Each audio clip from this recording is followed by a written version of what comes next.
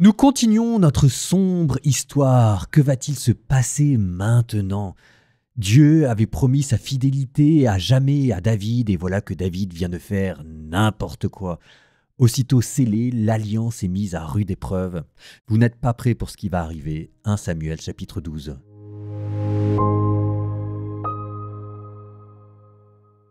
Le Seigneur envoya vers David le prophète Nathan, qui alla le trouver et lui dit « Dans une même ville, il y avait 2 hommes. L'un était riche, l'autre était pauvre. Le riche avait des moutons et des bœufs en très grand nombre. Le pauvre, lui, n'avait rien qu'une brebis, une toute petite qu'il avait achetée. Il la nourrissait et elle grandissait chez lui au milieu de ses fils.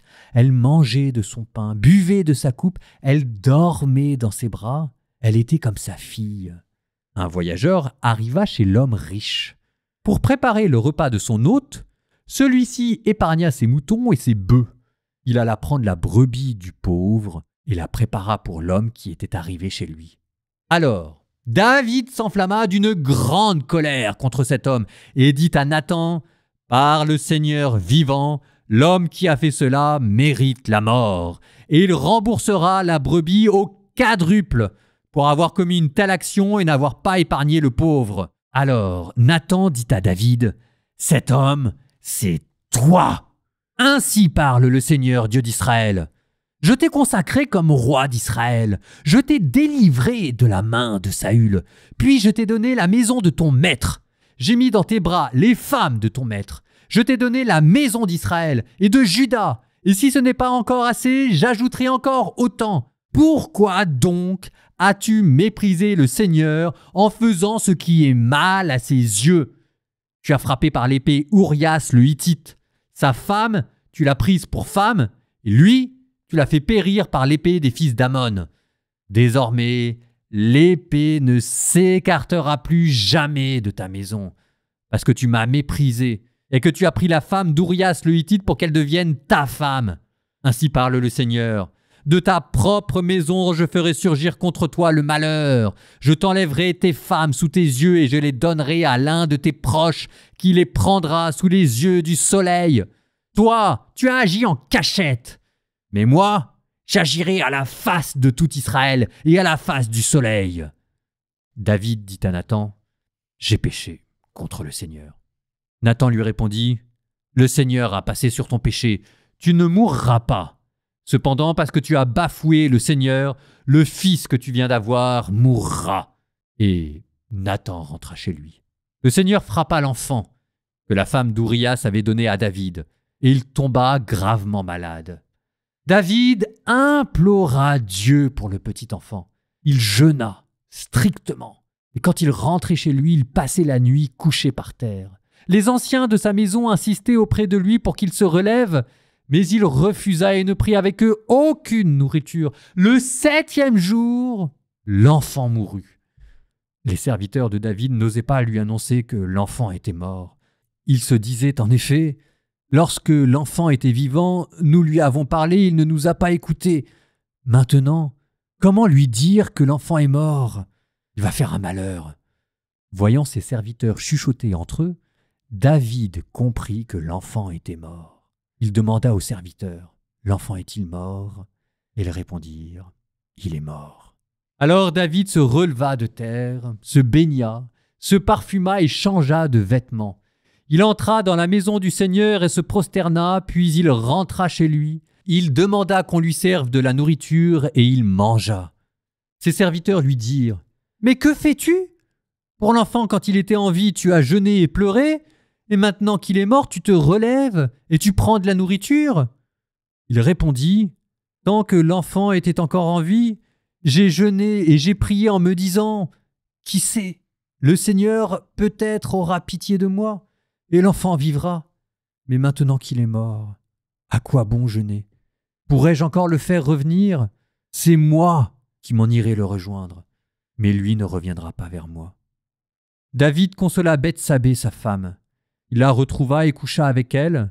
Elle lui donna un fils qu'il nomma Salomon.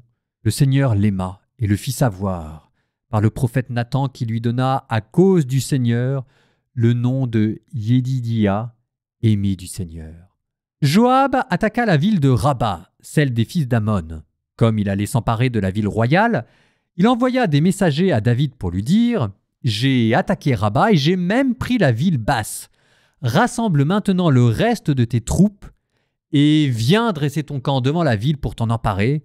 Sinon, c'est moi qui le ferai et la ville porterait mon nom. » Ayant donc rassemblé toutes les troupes, David marcha sur Rabba, lui donna l'assaut et s'en empara.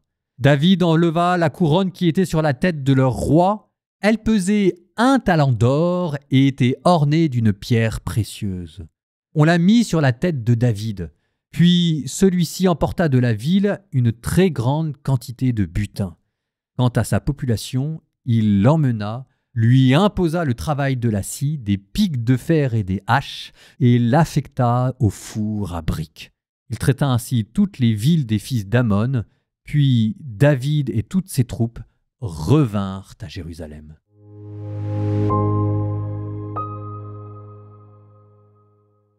Pas vu, pas pris, et David pense que l'affaire a été oubliée et qu'il a tout bien camouflé, même à son avantage. Grand seigneur, il a pris chez lui la veuve. Et ainsi satisfait de sa propre moralité, il écoute d'une oreille attentive et innocente la parabole de Nathan.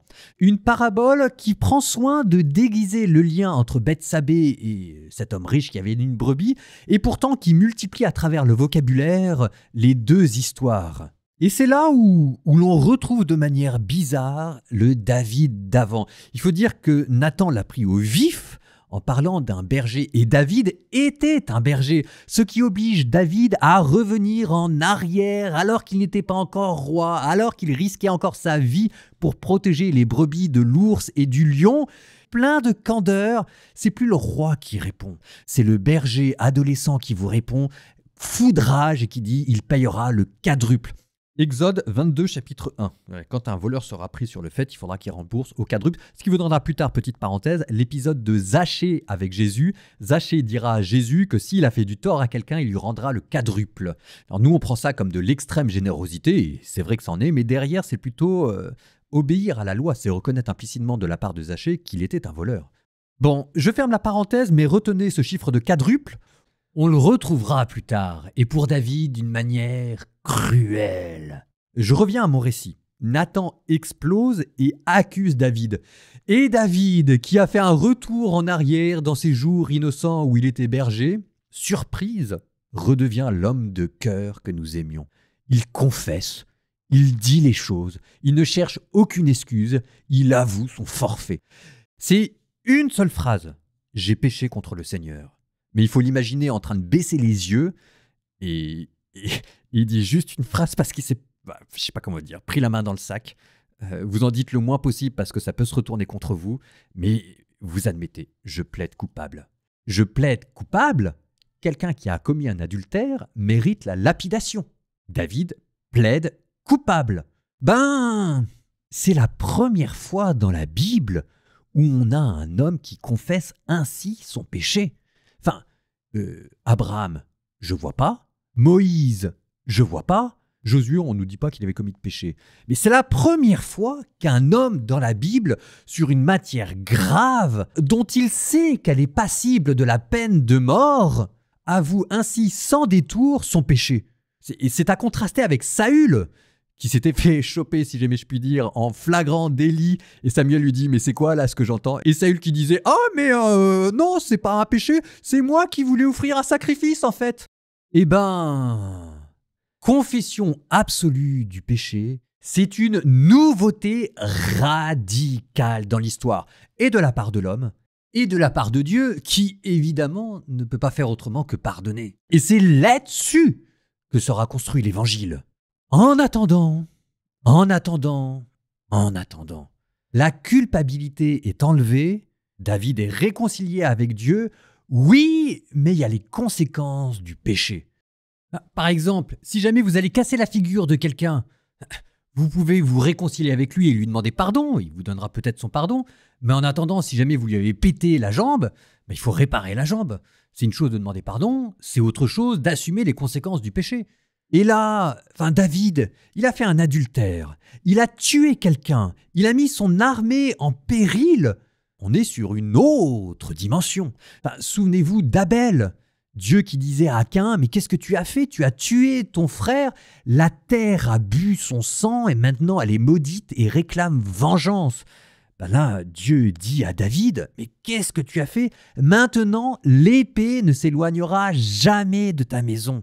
C'est la phrase que David avait dite à Joab de manière nonchalante. Ah, il faut bien que l'épée dévore du monde à la guerre. Cette même phrase-là, Dieu la reprend contre David pour lui en faire une malédiction. Il lui dit, mais en entretenant le meurtre, tu crois qu'il va se passer quoi maintenant chez toi? Tu viens de dire à tout le monde chez toi qu'on avait le droit d'être cruel. Et je vais essayer de ne pas spoiler, mais je vous avais dit qu'il fallait rembourser au quadruple. Vous compterez le nombre de vies que David va devoir rembourser. Et ça va commencer tout de suite avec une première vie, un premier fils qui va mourir. Et qu'on ne dise pas que c'est la faute de Dieu qui fait mourir l'enfant. David a amené sur lui-même la malédiction sur sa propre maison. Et Joab, dont j'ai dit qu'il était plutôt un chef mafieux qu'un général d'armée. Est-ce que vous croyez que c'est une bonne chose de contracter une dette de sang auprès de ce personnage-là? Et vous voyez la manière, cette espèce de passe-passe qui se passe à la fin de ce chapitre. Joab qui dit au roi, maintenant débrouille-toi pour venir terminer la guerre, qu'on dise que c'est toi le chef. Mais en attendant, Joab qui lui fait bien dire que c'est lui qui a gagné cette ville. Enfin, tout ça pour vous dire que ne passez pas trop vite sur ce péché. C'est pas parce que Dieu pardonne comme ça qu'en attendant, il n'y a pas un désastre à venir. La seule chose, c'est que maintenant, Dieu sera du côté de David dans son désastre. C'est ça, la nouveauté par rapport à Saül. Bon alors après, j'ai pas le temps de commenter, mais ce deuil magnifique que David prend pour son fils avant qu'il meure, et ensuite qui glorifie Dieu, et qui vous montre, en prenant à rebrousse-poil toutes les conventions sociales de l'époque, la grandeur d'âme de David sur un ton un peu tragique de résignation. C'est moi qui vais vers lui et lui ne reviendra pas vers moi. Il y a quelque chose de l'ordre de la gratuité dans le jeûne et quelque chose de la gratuité dans la louange de David. C'est quelqu'un qui croit en Dieu. C'est quelqu'un qui croit en Dieu, même s'il fait n'importe quoi. Ça, on ne peut pas lui enlever. Nous terminons par une prière. Au nom du Père et du Fils et du Saint-Esprit. Amen. Seigneur, souviens-toi de cette fois où j'ai fait n'importe quoi. Non seulement j'ai commis le mal, mais en plus je me suis vautré et je me suis complu dans le péché. Et maintenant je suis devant toi et je n'ai rien à t'offrir, sinon l'aveu de ma faute. Seigneur, j'ai péché contre toi. Aie pitié de moi. Selon ta grande miséricorde, Seigneur, pardonne-moi. J'ai pas d'excuses, j'ai pas de faute. Et si jamais tu veux me pardonner, je suis dans ta main. Si jamais tu veux m'en tenir rigueur, je plaide coupable. La seule chose que je demande, Seigneur, c'est de pouvoir rester avec toi. Au nom du Père et du Fils et du Saint-Esprit.